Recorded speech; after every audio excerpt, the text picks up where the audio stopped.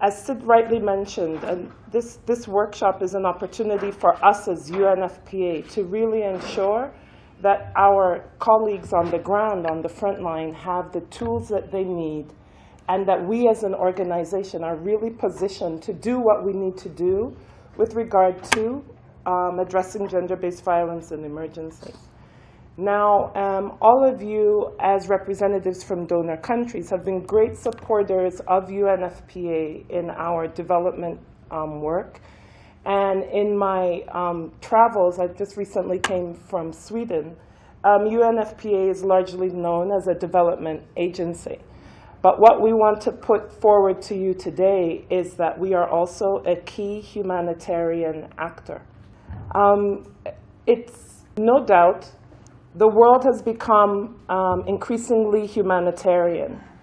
In the past decade or so, the number of natural disasters that we deal with has increased threefold.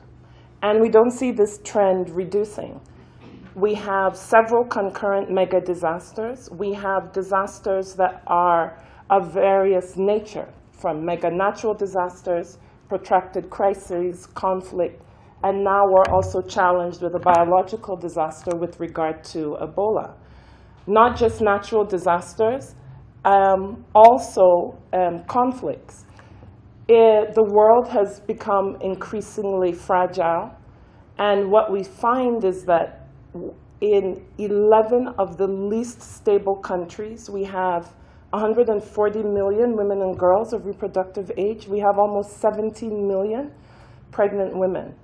And therefore, as UNFPA, with our key mandate area, we must reach these people, particularly these women and girls, in these settings. We have to be able to do that. So in summary, just looking at what UNFPA has done this past year, and we're particularly proud of the fact that across a range of humanitarian settings, and of course the big ones, including South Sudan, Iraq, Syria, as well as CAR, we've reached over 1 million people with community awareness, social mobilization on these issues. More importantly, we've also provided services, reproductive health, gender-based violence, safe delivery, counseling, the psychosocial care that Sid spoke about, and we have,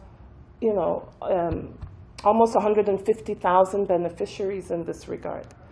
Another key role UNFPA plays is we are the #1 provider of emergency reproductive health kits, which are basically the commodities, the equipment and supplies that are needed, not just for UNFPA, also for our partners, but also for any organization that is providing these services in these settings. UNFPA is the provider of these kits, and we have a significant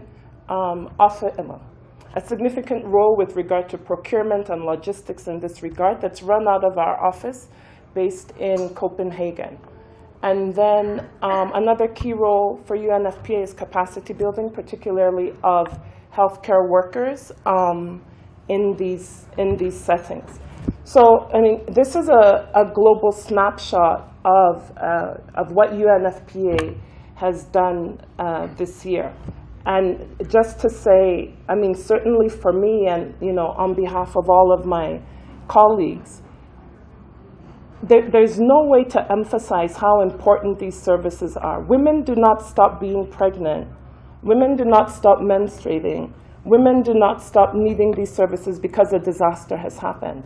And yet, when disasters happen, what typically happens is the first thought goes to food, shelter, water, etc., which are all important, but no less important is a woman's right to be able to deliver safely. And that is what UNFPA is there to ensure during emergencies.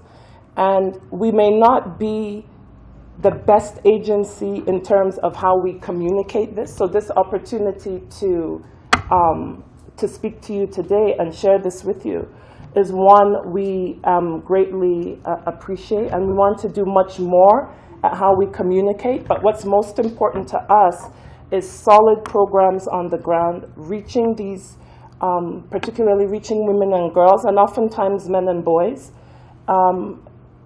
reaching them with this